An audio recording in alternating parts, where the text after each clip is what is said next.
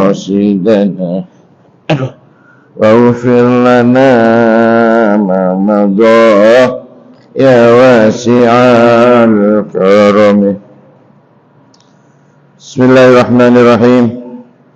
Assalamualaikum warahmatullahi wabarakatuh. Sana aja.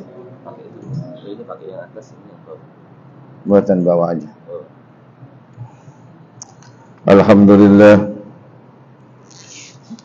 Alhamdulillahilladzi an'amana bi ni'matil iman wal islam. Allahumma salli wa sallim ala sayyidina wa habibina wa syafi'ina wa maulana wa qurrati a'yunina Muhammad ibni Abdillah miftahi babi rahmatillah adada ma fi ilmillah salatan wa salaman daimaini bidawami mulkillah wa ala alihi wa sahbihi wa man wala amma ba'du. Takmir dan jamaah sekalian yang insyaallah kita semua akan terangkat derajat kita ke maqam yang terpuji insyaallah.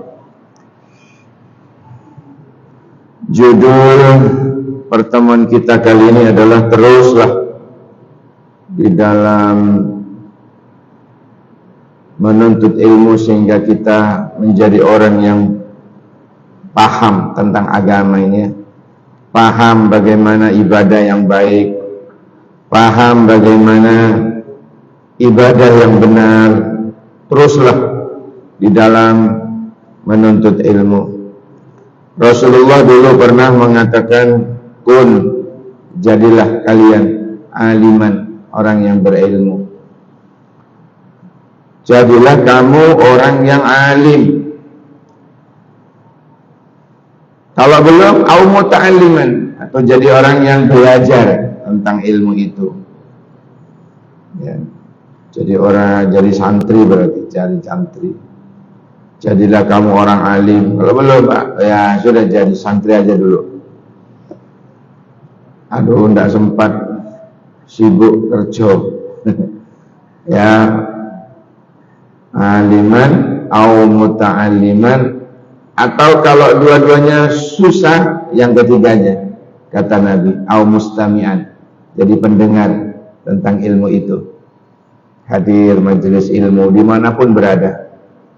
Jadi yang ketiga ini kata Nabi, au mustami'an, jadi pendengar. Di mana saja ada sumber ilmu, di mana ada majelis taklim, datangi. Ini yang ketiga. Kalau masih alasan kerja, turun mulai, full, lembur. Jadi yang keempat, au muhibban, jadi orang yang senang kepada orang alim, senang kepada santri, senang kepada orang yang suka mendengarkan begini, senang. Dia jadi bagian di antara yang disayang oleh Rasulullah SAW. Wala takun khamisan, jangan jadi yang kelima, kata Nabi. Fatahlik, maka kau akan hancur, rusak, binasa.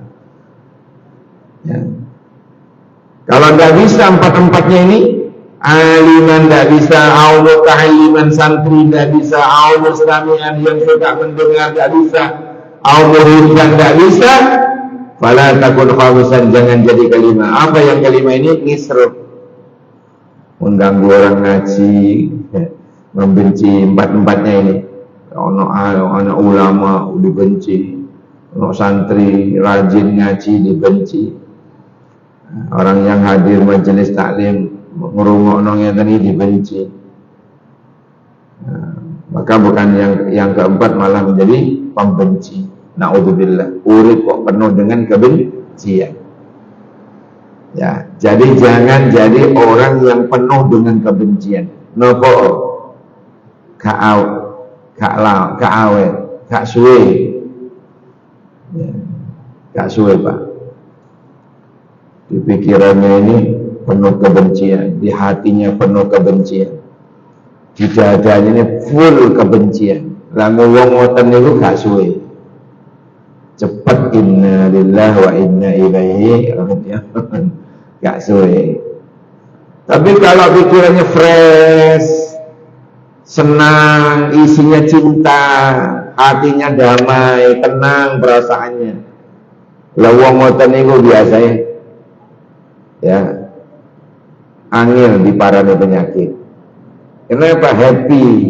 Happy ending, happy terus. Ya, maka jangan isi pikiran kita dengan kebencian, jangan isi hati kita ini dengan kebencian, dengan teman benci, dengan tetangga benci, dengan sejawat benci, penuh kebencian. Ya Allah, lah orang model begitu itu Pak ya, walaupun malam tahajud, walaupun siang puasa sunnah, ya ibadahnya masya Allah hebat, jamaahnya luar biasa, tapi kalau di hatinya busuk, penuh penyakit, ya ngono itu seisi tapi isi neraka, tidak bisa ke surga. Illa man atallaha biqalbin salim, kecuali orang-orang yang datang ke hadapan Allah dengan hati yang bersih. Loh, hati yang bersih Pak, yang diharapkan oleh Al-Quran itu. Hati yang bersih itu hati yang memang diharapkan oleh Kanjeng Nabi begitu. Ya. Masya Allah. Jadi Nabi sudah menyuruh sesuai dengan judul ya hari ini, kun aliman, jadi kau orang alim. Sulit Pak. Sudah au muta'alliman, jadi santri aja. Aduh Pak, saya sudah tua Pak, banyak ini kesibukan. Ya sudah, au mustami'an, jadi orang yang suka mendengarkan pengajian. Aduh Pak, kalau rotok-rotok butek Pak, wingi ketihati kalau bermasalah. Ya wis, jadi yang keempat, au muhibban, jadilah pencinta ulama, jadilah pencinta santri, jadilah pencinta orang-orang yang mustami tadi, jadilah pencinta. Itu sudah cukup. Nah, kalau orang sekarang bilang jadilah muhibbi, orang-orang yang mencintai agama ini dengan benar, mencintai dzurriyyah Nabi dengan benar, mencintai ulama dan lain sebagainya, mencintai ilmu. Nah, itu yang pertama Pak. Yang kedua, bahayanya. Tak bahaya tak? Bahaya Pak. Kalau tanpa ilmu kita sembarangan moro-moro ibadah, tanpa ilmu wudu. Lah kok sikile dhisik? Nawaitul wudu. Sikile dhisik. Tanpa ilmu. Muka terakhir. Itu pun membuang ketek to. Tangan sak tugel, ya Allah, alasannya dingin. Jadi kalau ibadah tanpa ilmu, katanya Syekh Ibnu Ruslan mengatakan, wa kullu man bi ghairi ilmin ya'malu a'maluhu mardudatun la tubayu. Wa kullu man, setiap orang bi ghairi ilmin ya'malu, yang beramal tanpa ilmu, a'maluhu mardudatun la tubalu, amalnya itu bisa tertolak, tidak diterima oleh Allah. Makanya judulnya pas ini ya, yang disebar ke seluruh penjuru dunia. Teruslah belajar, terus belajar. Adalah ilmu di mana saja. Teruslah mencari ilmu. Ini dari takmir ini bagus, bukan dari saya. Jadi teruslah mencari ilmu, teruslah di mana ada majelis taklim, datangi, dengarkan, biar kita bertambah ilmu kita. Oh, caranya. Oh, kalau tidak puas tanya, Ustaz, bagaimana ini? Kalau saya sholat begini. Makanya nanti ada kelebihannya pengajian mengeten ini Pak, dibandingkan pengajian umum yang sampai menghabiskan puluhan juta itu. Sewa sound system, sewa terop, sewa bedak, sewa pentas, sewa macam-macam. Saya nggak sholat, tetap nggak sholat. Ya saya bukan anti seperti itu, saya sering diundangin juga. Cuma kalau dibanding-banding ke, disaing-saing ke, itu sih lebih bagus ngeten iki Pak. Kenapa? Orang bisa tanya, bisa dialog, bisa tanya jawab, nggak puas bisa tanya, nggak paham bisa tanya. Kalau begini nih, ini hebat ini. Tanpa ratusan juta kita keluarkan, tetapi yang sholat semakin senang sholat, yang tidak sholat menjadi ingin tahu, ingin sholat. Ini hebat majelis taklim gini nih. Majelis taklim seperti ini hebat. Ngaji satu bab, satu hadis saja, ngaji kita seperti ini, itu khairun min apa? Mi'ah raka'atin minan nawafil. Ngalahno pahala sholat sunnah 100 rakaat. Seapi ngerungokno pengajian. Padahal amal yang terhebat itu ya sholat. Termasuk tadi qobliyah duhur, Pak. Bulan yang lalu saya singgung itu. Man shalla arba'a raka'atin qobliyah duhur masna. Siapa orang yang istiqomah sholat sunnah sebelum zuhur 4 rakaat, 2 salam 6 rakaat dengan tahiyatul masjidnya. Turung-turung terus 6 rakaat. Ngantuk bisa. Coba, tapi yang kuat melaksanakannya ikhlas karena Allah, nututin dia sholat sunnahnya. Begitu masuk masjid tahiyatul masjid, bangun lagi qobliyatul zuhur, bangun lagi 2 rakaat, bangun lagi sholat lagi 2 rakaat tahiyatul masjid, qobliyatul zuhur. Siapa yang qobliyatul zuhurnya begitu istiqomah, satu, haramallahu jasadahu 'alan nar.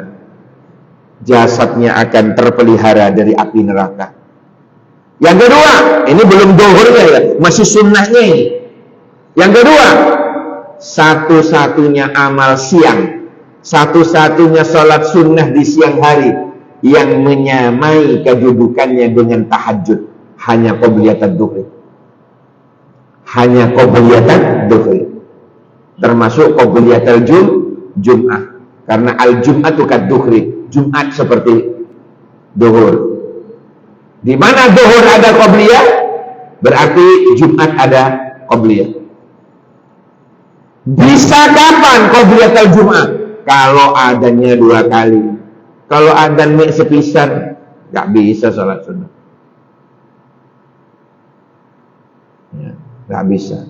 Orang yang sudah kadung istiqomah qobliyatul zuhur itu, Pak, lah kok khotbah di masjid yang hanya 1 adzan, wesus koclok tenan, merusak istiqomah. Adzan 2 kali ya, biar ada kesempatan kepada jamaah untuk sholat sunnah. Nah, ini Abdullah bin Mas'ud mengatakan al-jum'atu kad-duhri, Jumat itu seperti zuhur. Ya, kalau zuhur ada qobliyah, Jumat ada qobliyah dong. Siapa yang istiqomah 4 rakaat, 2 salam, Allah haramkan jasadnya terkena api neraka. Yang kedua, satu-satunya amal sunnah siang hari menyamai tahajud itu adalah qobliyatul zuhur. Nilai pahalanya tinggi sekali, Pak. Eman kalau ditinggal. Eman. Aduh, kalau susah buatan nututin kalau jaring. Iya mesti ayo wong teko masjid pas nunggu qomat. Sebelum adzan sudah ke masjid, biar nututin qobliyah. Nah, kalau qomat datang mesti ayo gak nutut. Kalau sudah muadzin qomat, tidak ada sholat sunnah lagi sudah. Tidak ada sholat sunnah kalau sudah qomat itu. Langsung maju ke depan, ambil soft sudah. Kenapa kalau kok telat terus ya? Pasti omai semakin dekat. Biasa ini kita nengeri, Pak ya. Sudah nengeri saya. Di mana-mana mulai dulu itu. Semakin dekat rumahnya dengan masjid, berpotensi semakin telat datangnya. Apa ngono ngentengno barang omai tebe berangkat duluan. Lu sing jempet masjid lho engko sik alah durung komat lho. Ya apa qobliyahnya bagaimana? Jadi eman saestu eman. Jadi lakukanlah qobliyatul dhuhri atau qobliyatul jum'ah. Katanya Imam Abdullah bin Mas'ud, al-jum'atu kad-dhuhri. Jumat itu seperti zuhur. Kalau zuhur ada qobliyah, maka Jumatan juga ada qobliyah. Syaratnya ada qobliyahnya gimana? Adanya 2 kali. Lah apakah itu juga sunnah, Pak? Iya, ma'ana alaihi wa ashabi. Kata Nabi, apa yang kulakukan, apa yang dilakukan oleh sahabatku, termasuk khulafaur rasyidin, itu sunnah. Siapa yang memprakarsai adzan Jumat 2 kali? Utsman bin Affan, khalifah ketiga. Itu juga sunnah. Ya. Hadirin sekalian yang dirahmati Allah, kula panjenengan ini jangan salah paham dengan sunnah. Kan ono uang ustad lagi, dokter lagi, omongane lho. Pokoknya sih lek dicontohi Nabi tertolak, ngono. Batin kok, ya Allah, wawasannya kok sempit banget. Maknai sunnah aja keliru. Sunnah itu bukan apa yang dicontoh Nabi. Sunnah ini ono telu, Pak. Qauliyah, apa yang diucapkan Nabi. Fi'liyah, apa yang dilakoni Nabi. Takririyah, apa yang disetujui Nabi, walaupun Nabi tidak memberi contoh, walaupun Nabi tidak melakukan, walaupun Nabi tidak ngomong, tapi setuju, ridho ya ono sahabat ngelakoni. Contoh taraweh, ya taraweh jamaah di masjid. Lek niru Nabi di kamar gitu kan, hataman. Nabi itu kalau taraweh di dalam kamar, Pak, menghatamkan Al-Quran, disimak langsung oleh Jibril. Jajal niru Jibril mana yang mau ngerungokno jenengan? Ya. Terus lagi, Nabi tidak melakukan, Nabi tidak menyuruh, tapi dilakukan oleh sahabat, membukukan Al-Quran. Berani jenengan ngomong Sayyidina Umar, Utsman bid'ah neraka karena membukukan Quran. Kullu bid'atin dolalah wa fi kulli dalalatin finnar. Dalil mau ikut tok. Ribuan hadis itu. Ojo mek ikut tok. Kullu dolalah, kullu bid'atin dolalah wa fi dalalatin finnar. Neraka kabeh, Pak. Ceramah pakai mic, ceramah pakai HP, pakai Instagram, pakai di YouTube. Coba. Ini tidak pernah dilakukan Nabi. Kalau divonis apa yang tidak dilakukan Nabi, neraka kabeh, Pak. Ngono lho. Hati-hati. Waduh, ini ustaznya gak hati-hati, Pak. Ya opo mengartikan sunnah aja kayak gitu. Pokoknya yang tidak dilakukan Nabi, tidak dicontohi Nabi, tertolak. Loh,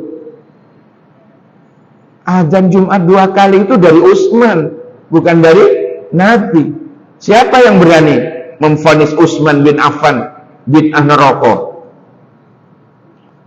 Ya, jadi memaknai sunnah itu adalah ma'ana alaihi wa ashabi. Apa-apa yang aku lakukan dan apa yang dilakukan oleh sahabatku, itulah sunnah. Paham ya? Masya Allah. Membukukan hadis. Nabi tidak pernah nyuruh, tidak pernah melakukan membukukan hadis. Membukukan Al-Quran jadi satu. Dulu berserakan, Pak, di pelapah-pelapah kurma, di tulang-tulang onta itu.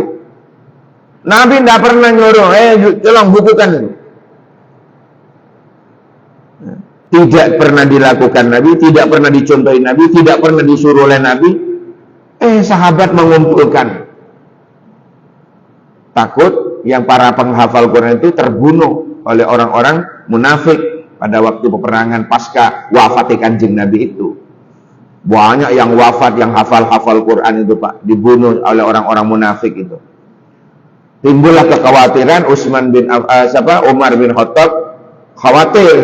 Ini kalau para penghafal habis, para penghafal ini habis, alamat kita tidak punya kitab suci yang terbukukan. Akhirnya terselamatkan, membentuk tim yang jadi sekretaris pada waktu itu adalah Zaid bin Sabit. Nah, jadi teruslah menuntut ilmu biar amal ibadah kula jenengan menjadi sempurna. Hadirin yang dirahmati oleh Allah, tolong sunnah-sunnah juga Pak. Tolong sunnah-sunnahnya. Ono gak khusuke amal ibadah wajib kula jenengan, si ono amalan sunnah yang akan menutupi kekurangan itu. Ibarat sarung, ya, ibarat sarung bolong. Maka untuk menutupi bolong itu kita tambal dengan sunnah. Salat sunnah. Woten kalau tak salat sunnah tok mawon. Wajib ya boten. Itu ibarat tidak punya sarung. Apanya yang mau ditambal? Oh sarungnya gak duwe. Irungi. Nah, jadi salat fardu ibarat sarung. Lah ono bolongi, ono ketidakhusuane, kita tambal dengan salat-salat sunnah. Tadi salat sunnah tahiyatul masjid tambal, qobliyah kayak tambalan, kayak nambalin amal-amal wajib yang kurang sempurna. Hadirin sekalian yang dirahmati Allah, ada yang ditanyakan barangkali? Silakan. Iya Pak, monggo. Ini mic.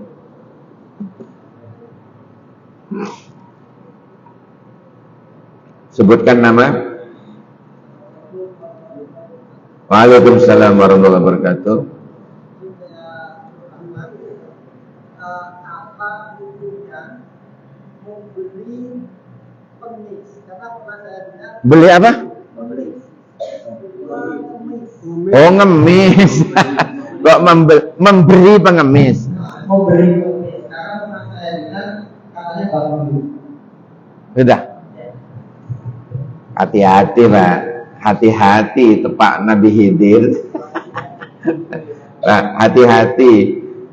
Tidak diberi, sudah nggak diberi, dibentak, diusir. Khawatir tepak Nabi Khidir. Baik, saya cerita dulu. Saya kemarin mudik ke negara saya, di negara Bondowoso. Ya. Terus biasanya saya lewat Arak-Arak, pulangnya pasti lewat Jember, lewat Lumajang ya Pak. Nah, selama saya keliling di kota Jember itu di mana traffic light ya, apa itu, stopan. Di setiap stopan itu Pak ya, perempatan ada baliho besar peringatan ya, barang siapa yang meminta-minta dan yang memberi terkena undang-undang sekian akan dipenjara. Itu digodok betul sama DPRD Jember. Jadilah hukum seperti itu ya. Gak wani, sepi Pak. Kalau ono sing ngomel, kalau sing minta dihukum tenan itu. Nah, itu hukum apa lokal, dihukum tenan itu. Sehingga tidak ada yang ngemis di sana. Loh kemana Pak? Lari ke Malang. Wah di Malang muakai. Bila di Malang lagi, kita Pak sebagai Muslim ya punya perasaan. Wis kadung ngene iku, kata Rasulullah, wong lek wis kadung ngene lho, pantangan untuk tidak dikasih. Pantangan untuk tidak dikasih. Itu cuma nagih endi rezekiku yang dititipkan Allah kepadamu. Ya ada haknya dia rezeki kita itu. Jangan merasa di dompet itu uang kita semua. Okay? Itu ada uang orang yang dititipin oleh Allah. ke kita. Rezekinya mereka yang dititipkan ke kita. Mereka cuma mengingatkan, endi rezekiku yang dititipkan Allah. Ya, jadi jangan kemudian ngusir-ngusir, nak dikasih, jangan. Berilah semampu kita. Berilah 500 perak. Seanane di mobil kan, no 1000. Terlalu. Nah, enggak apa-apa wong duwe ning ngono. Makanya saya setiap bulan itu nuker uang di masjid, yang ngitung uang masjid itu, Pak, tuker ewonan. Itu eling ngasih entah polisi cepek sing di pojok-pojok itu, Pak. Gak tega, Pak. Enggak tega. Beri saja. Ya, bukan kita mengajari mereka malas kerja. Itu kerja itu. Sampai gobios itu. Prit. Ngatur jalan apa enggak kerja itu? Kerja itu, Pak. Lelek ngemis, ya kerjanya ngemis. Memang kalau bisa ya jangan dikasih ikannya, dikasih kailnya. Contoh, ada yang saya tahu ya. Saya tahu orangnya. Memang anti ngasih uang ke pengemis, anti, Pak. Anti betul dia. Cuma dia punya cara. Dia belikan minuman mineral itu, air, taruh di depannya, dibukakan, orang bayar, beli. Diajari apa? Usaha. Diajari usaha, Pak. Anti orang itu, anti ngasih uang. Tapi dia diam-diam membelikan barang yang siap dijual, taruh depannya dia. Jok ngemis kon. Ini loh, dodolan di kono. Dia itu sambil memberi nasihat, sambil mendidik. Kelihatannya keren, Pak. Anti ngasih duit. Tapi dia diam-diam dia beli barang yang entah itu seperti Oreo itu loh, Pak. Permen Mari atau apa yang sudah dibungkus cilik-cilik ini. Nah, itu disuruh jual. Diberi contoh orang-orang itu. Pak, sini. Ini beli. Ya, dia duluan. Pak, saya beli satu ya, ini uangnya. Diikuti oleh orang itu. Subhanallah.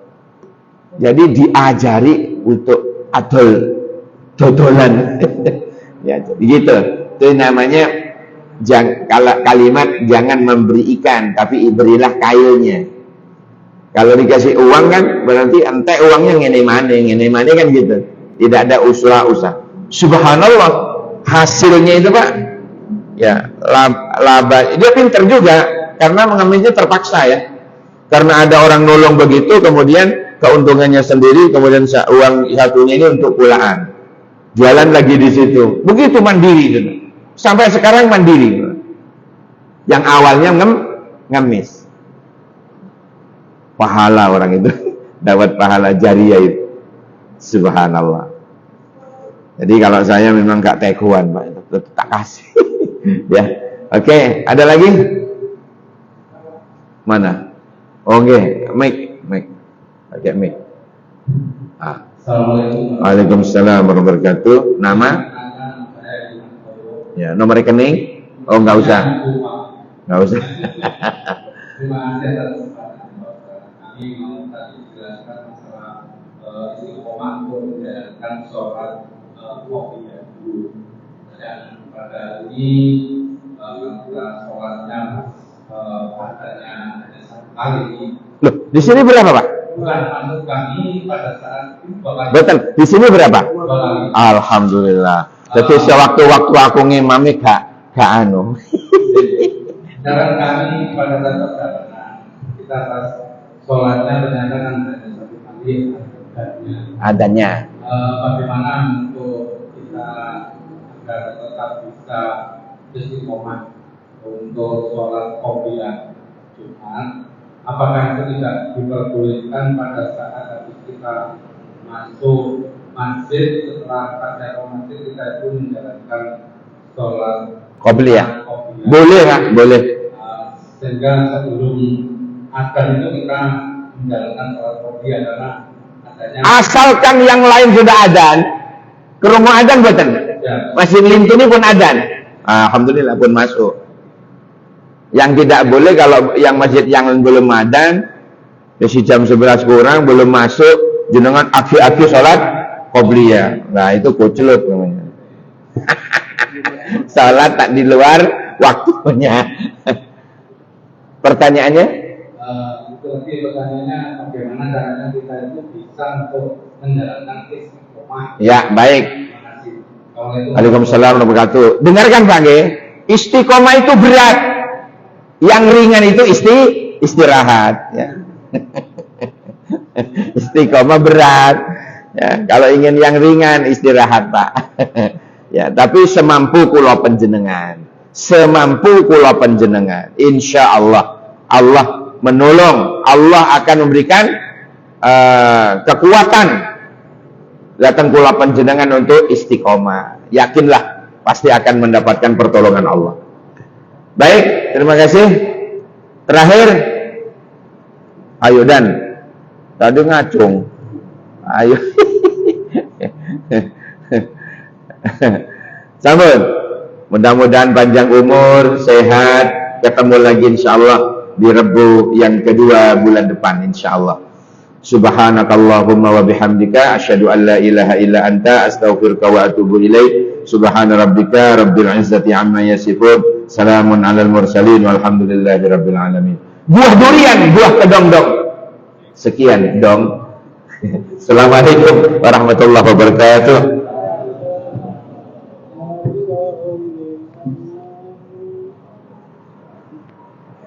Ngeng ngeng ngeng.